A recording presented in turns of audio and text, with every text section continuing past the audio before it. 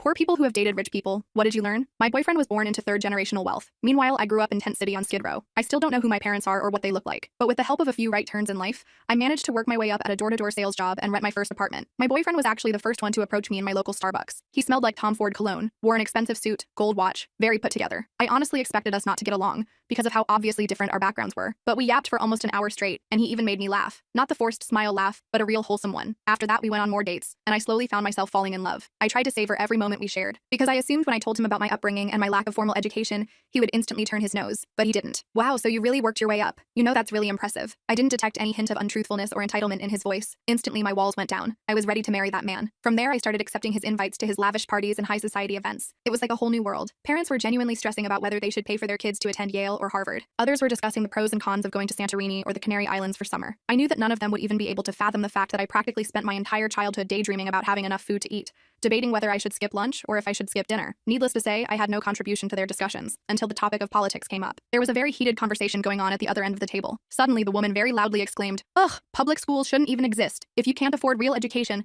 then I don't see why you should even be allowed to be part of society." And instead of anyone calling her out on her BS, they started nodding their heads like it was the most reasonable opinion in the world, like it was something they had discussed hundreds of times before. I just bit my tongue. But then my boyfriend's mom said, "Right, like if you can't afford food, maybe that's nature's way of saying you shouldn't be here." I took a deep breath and said, "I mean, these are all great points, but don't you think some people just need extra help getting back on their feet?" The entire table went silent. I even heard a few audible gasps. My boyfriend looked wide-eyed and extremely shocked. I twirled my peas around my plate with my fork. "But I mean, still, the poor should be kissing our feet and thanking us for all we do for them," I said, trying to save myself from being noticed as an outsider. Everyone immediately broke back into clamor about how much they hated anyone who wasn't them. I really thought it was a good save, until I excused myself to the bathroom and closed the stall door. That's when my boyfriend's mother and sister walked in. "Did you hear what William's girlfriend said?" "Ugh, don't get me started," his mom replied. "He had warned us that she was from the gutter, but I didn't know she was an educated peasant too. I hope he realizes that she's nothing but a poverty project soon and dumps her." I stopped listening after that. I still don't know if they knew I was in the stall, but I was humiliated. As soon as they left, I called for an Uber home. The last thing I wanted was to face his family again. But I didn't break up with my boyfriend. In fact, I never told William about what I'd heard, because he made me think that he loved me. So now I was going to make him think that I still loved him. From there, I showed up to every single event. I learned everything I could about networking and the ropes of high society. Soon I became the #1 seller of my door-to-door sales job